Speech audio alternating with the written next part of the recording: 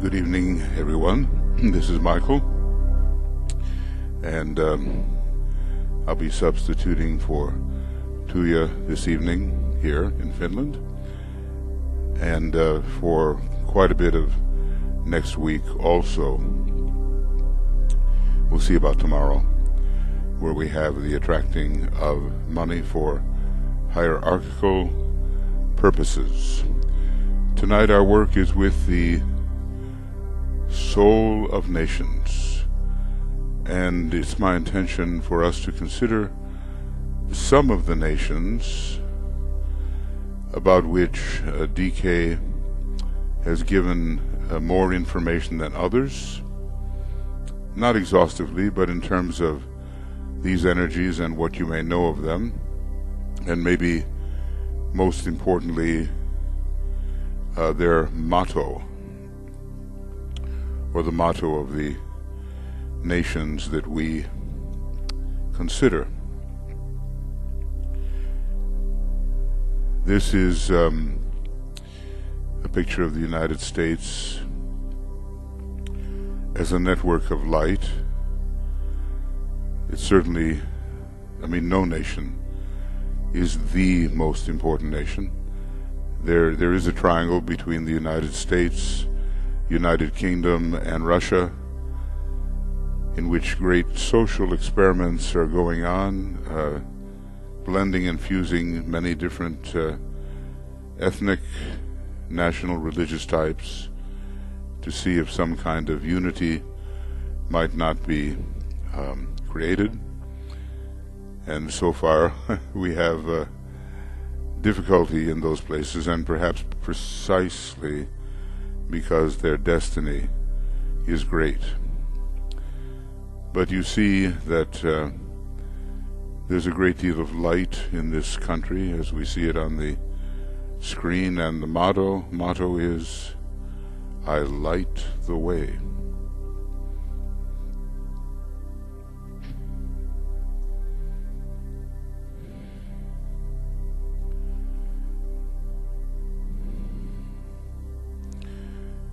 The way, perhaps, is the path to a more spiritual, a more elevated, a less personal, elemental type of life, towards being truly human and having custodianship increasingly over the lower kingdoms, guarding them and guiding them, and being the bridge between the higher kingdoms and the lower.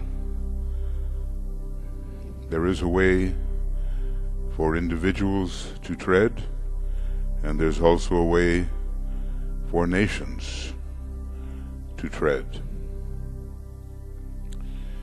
And the path exists. And when enough people in the various nations are really treading the path, we will find that the various nations are turning themselves into disciplic nations and even initiate nations. Maybe some of this will start to happen in earnest when the great Lord and his hierarchy again are appearing for every eye to see. To recognize is another matter, but at least to see. So the teaching goes forth from the United States, and it's taken up in various places, Europe and Russia, I suppose, and various places around the world where there are responsive and sensitive disciples.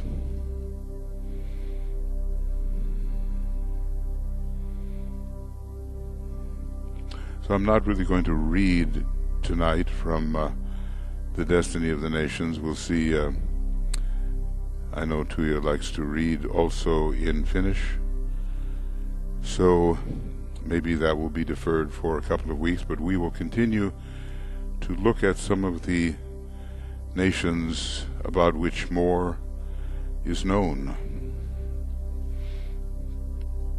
And we can begin to think in terms of their rays, their astrological signs, and their motto. I think every one of us, too, as an individual, the analogy must hold good. Each one of us has a motto.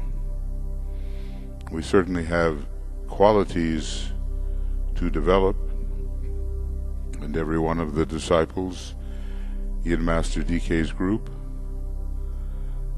on the periphery of his ashram, they had 3 different qualities, either to develop or to share, but mostly to develop. And we have those 2.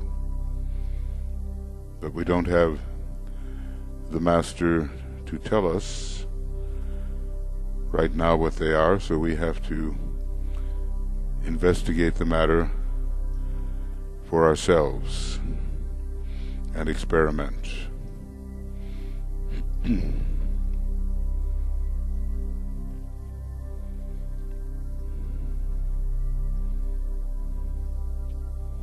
Beneath it all, the triangles sustain the incoming light, love, and will of the soul. And it's amazing how effective can be this work, which DK said must go on, so do not let it lapse in your life, but continue to feed all of your outer relations with the lighted, loving, and powerful triangular inner relations, invoking from high places the energies which truly guide humanity towards the good.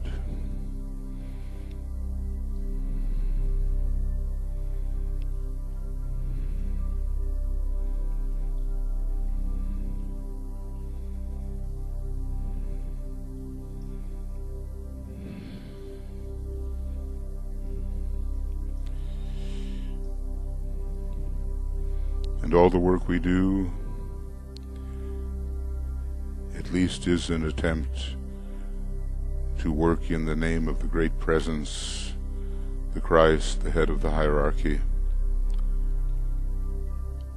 And we are his servants and servers, because he carries with him such a great love of humanity that it will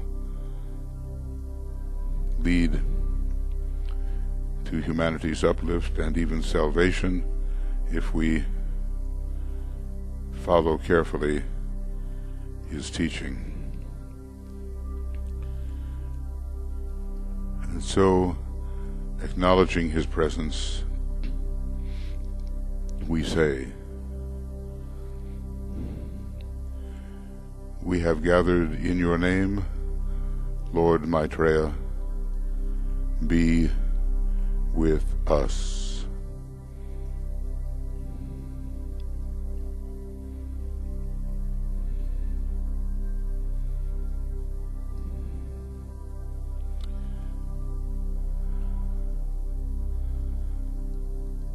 And if 2 or 3 are gathered in his name, he certainly will pervade the relationship. It's a mystery how he can do this, but the rings pass not that limit us do not limit him. Now here are nations of the world variously portrayed,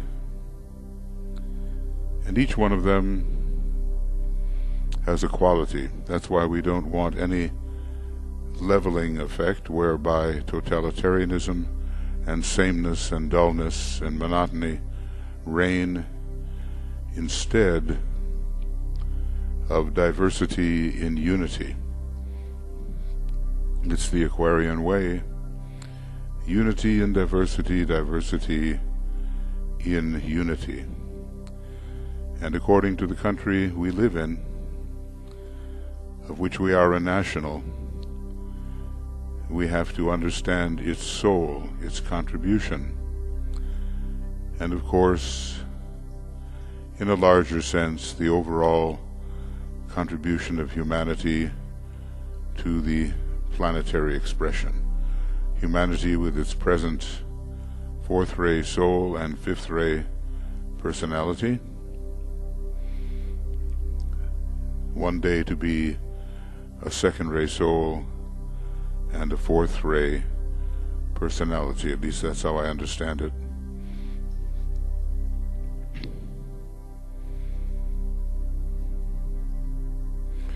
When Einstein was flying above, not just in his mind, but in an airplane, I guess, he said, when you look down, you just don't see all these boundaries, these frontiers, barriers, and countries separated off one from another. And as a good Pisces and Cancer, he certainly understood the unity of things, and we have to also the great unity, and at the same time the wonderful variety of types of individuals and nations and ethnic groups cultivating different abilities to contribute to the whole.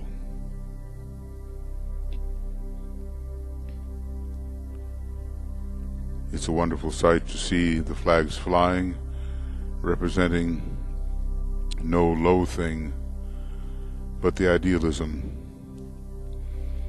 of the nations. Idealism can be a very high thing and can lead straight into the monad.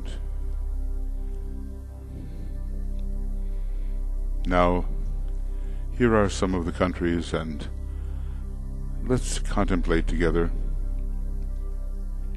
not all of these, but some, given what we know about them, or think we know,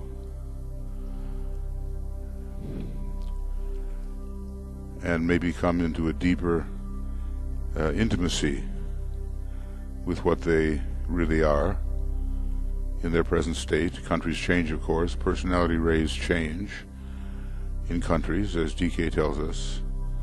I'm not sure about soul rays, but he tells us there are changing personality rays, very much like the incarnational process in a human being.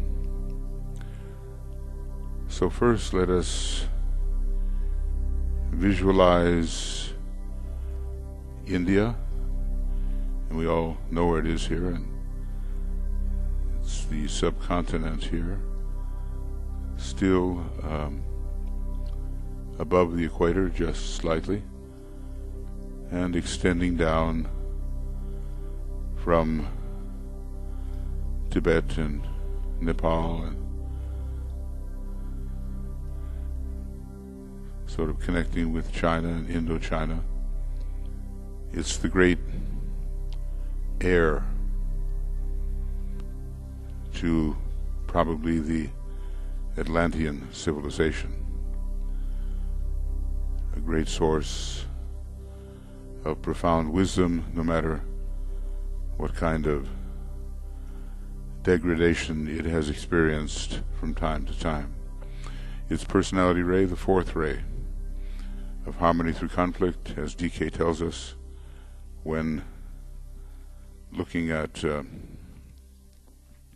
Mars in relation to Capricorn, that India has been a battlefield down the ages, and the fourth ray is a ray of war and battle leading to harmony. The colorful nature of the Indian psyche is there. The conflict, the many subdivisions, often warring with each other but seeking to get along. And it's one of those nations that has the first ray of power. That in China, account for so many of the billions of people that are presently incarnated in humanity. How many human beings there truly are, we don't know. It seems that there are about 6, 7, 8 billion on the planet, and how many are out of incarnation? There's different estimates. But it's the great ray one of power, it's the ray of will, and a great ray one teaching has come out of India. We can call it Brahmanism, we can call it Vedanta. It emphasizes the one life, the one being. Aries is there with the soul, and Capricorn with the personality. And then let us ponder for a little while on India's motto, I hide the light. What light is that? And what is the nature of the hiding, and why is it hidden? Let's ponder for a little time on, really it's the future of India. I hide the light.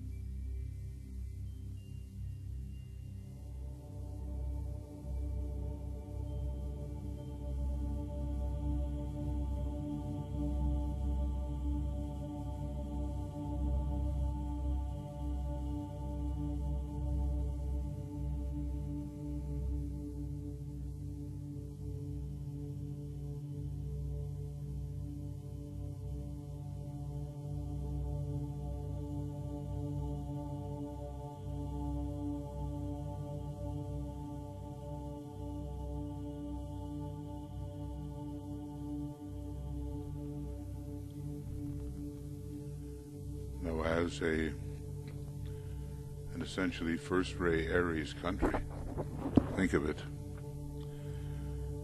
The first sign of the zodiac and the first ray.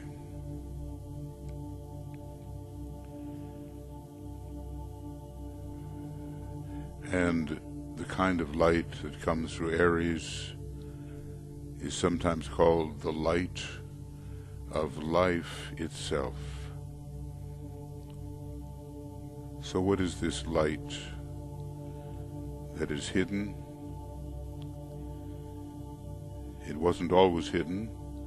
There have been times when the promise of this light has emerged, and when it has revealed being, the one,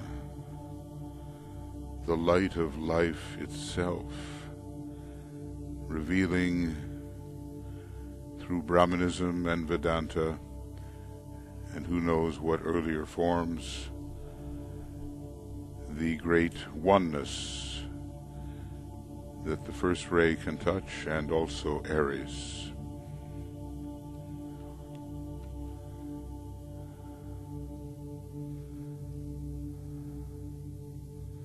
So there's over 1 billion people there, and so many languages spoken, and such division, and so many conflicts. And yet out of all these conflicts, harmony will come eventually. And you can see already that the first ray is rising again in India, connected with the practical Capricorn nature of the personality and its connection with achievement and with initiation. And the time of the true warriorship on behalf of the spirit will come again, and in a still more impressive manner. So India is nascent and rising again into its full potential, and within it is Darjeeling, maybe the most important, though most esoteric, of the planetary centers. It's a first ray center, but its nature is the second and fifth rays as a city. But it takes on the first ray of India and is associated with the Master Moria. The future of India is powerful.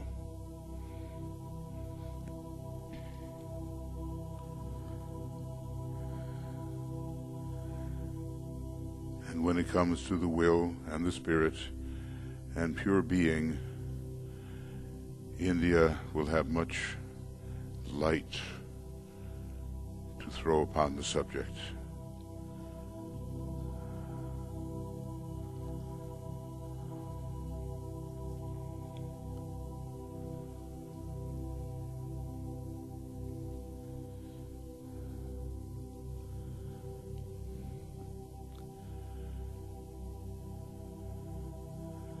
It's a great nation, and in this little exercise we're just taking a brief overview.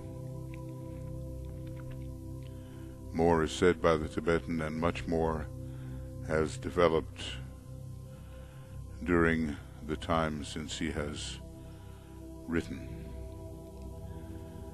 But as the economy there rises, so the outer degradation of so many people will rise, and it will return to its proper strength.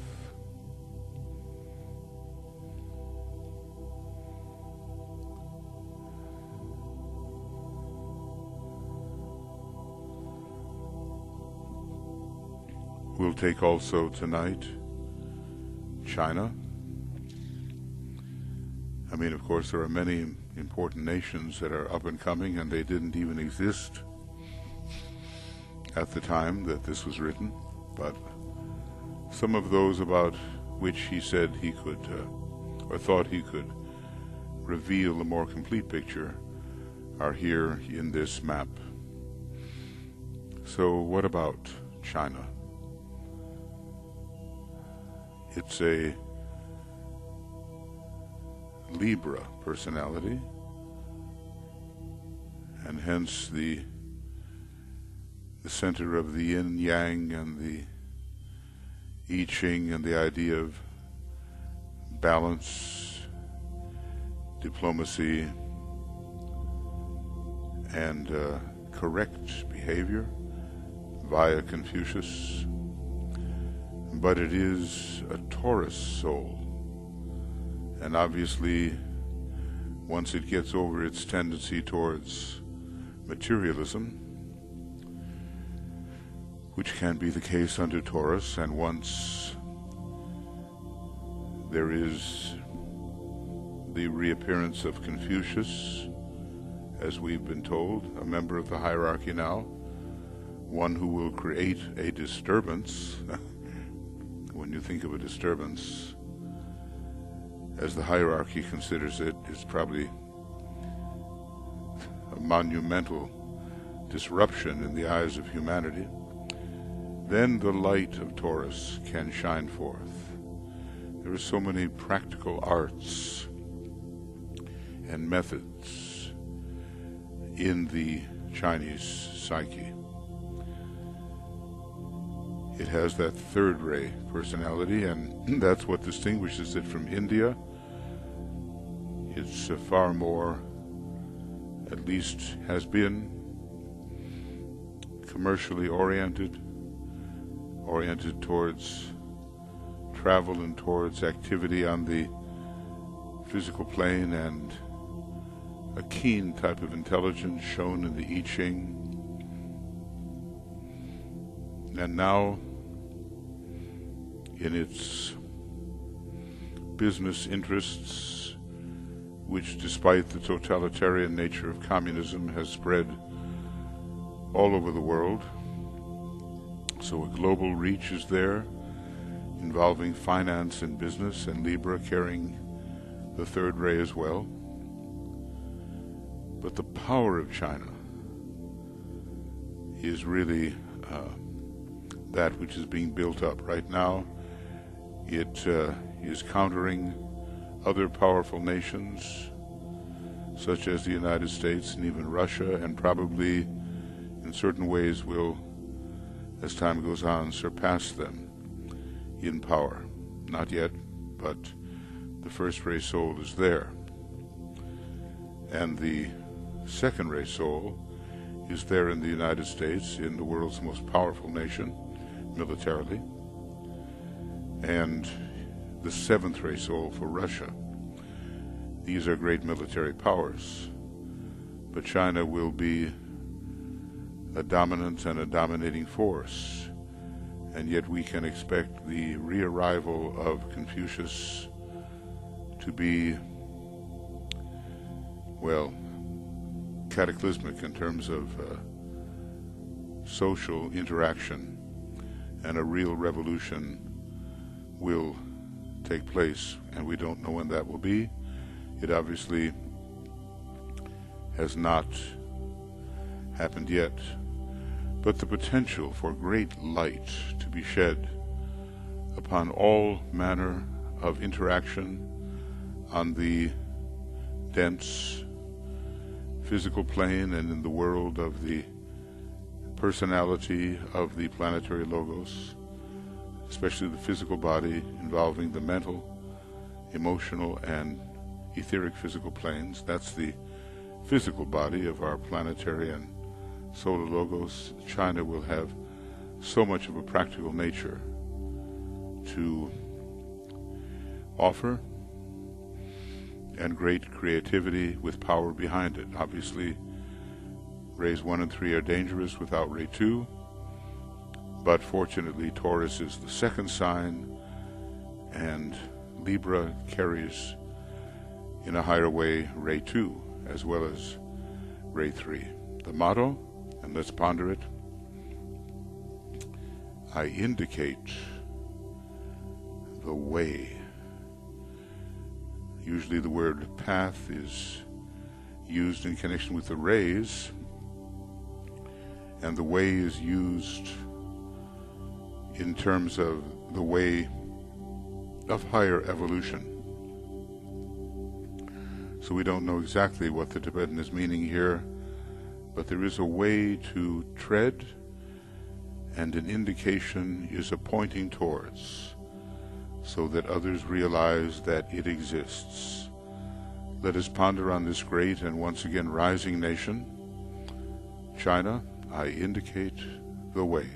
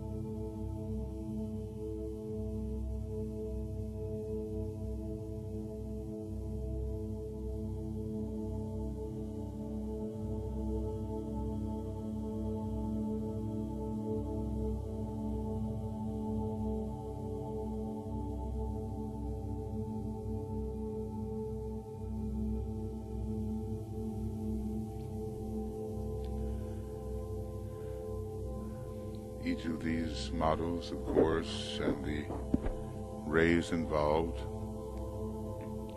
whole books could be written on them. The third ray Libra personality, the first ray Taurus soul, and interestingly, most probably coming under the Tokyo center, the major Far East center, indicating the first ray. But China is a practical country. It's not going to be lost in speculation.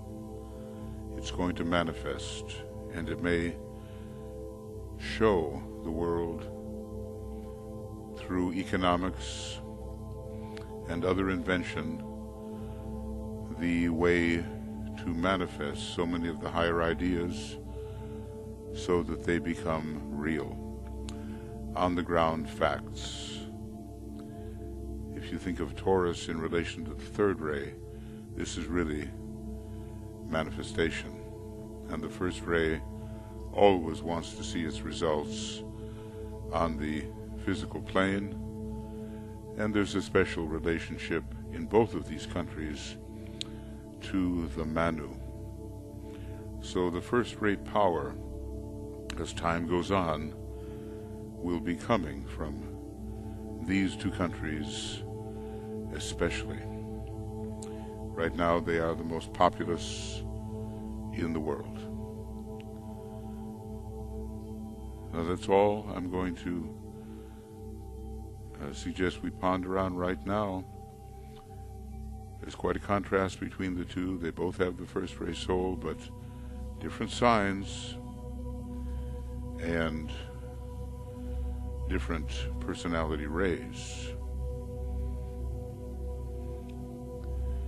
And we can see, that when it comes to consciousness, India plays the role, and when it comes to the practical manifestation, China will demonstrate, or at least indicate the way, and they will have financial power as well as the ability to see what it is that needs to be manifested. Every one of these countries has a great gift to give. So we're in the Far East, the planetary center for India, Darjeeling. The planetary center for China, most likely Tokyo. Tokyo is the first ray from the materialistic aspect, and at the moment, China is materialistic, having passed through other kinds of phases, but at the moment seeking to rise upon the shoulders of matter.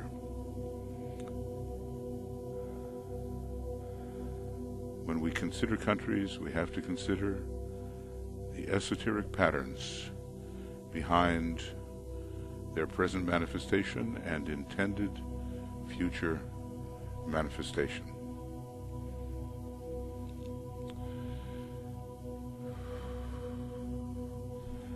Yet whatever ray the nations demonstrate and whatever mottos, I hide the light, I indicate the way, the Christ as the head of the hierarchy, and later Master Kuthumi will be the inner guide of the direction that humanity should tread. That will be the overarching indicator of the right way.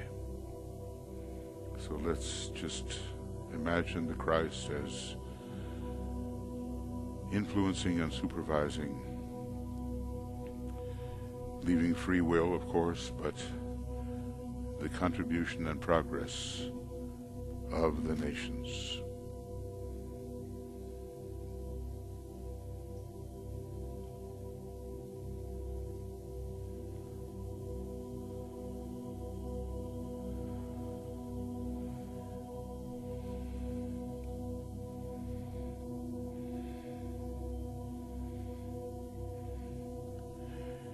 Will be a great struggle, of course, at first, and Saturn rules the first part of the age of Aquarius, but eventually the nations of humanity will come around, and the unity and the correct type of peace will be established. As students of esotericism, we can help with this.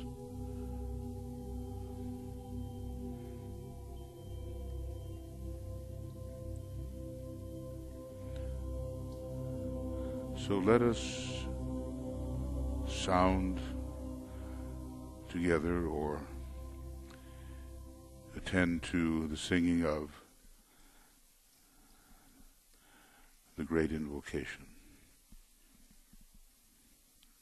Invoking the future, where all nations can build the causal body and give of the causal body as a gift to all other nations.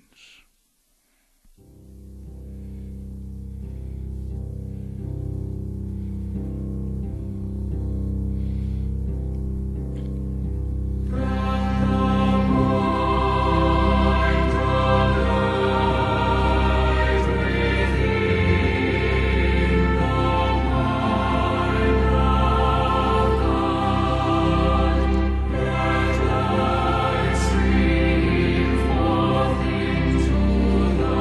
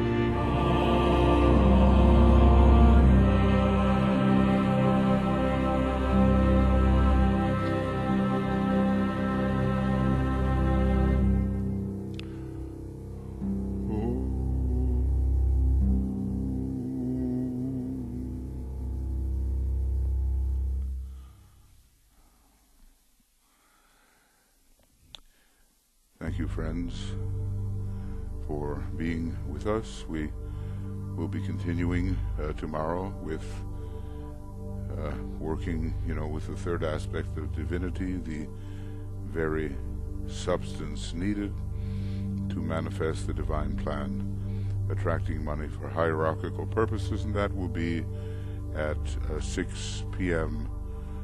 GMT. And we certainly do appreciate any tangible support that you can send to the University of the Seven Rays or the Moria Federation, as it keeps everything flowing, well,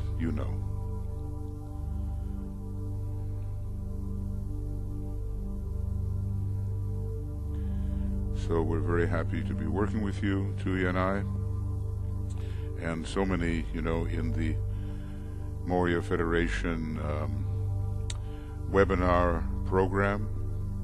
So do take advantage of that, and if you'd like, do find yourself on the constant contact list for the Moria Federation, and you will be informed of all kinds of things that we are attempting to bring to people to prepare the way for the great Lord and his hierarchy. Many blessings, and we'll be with you soon.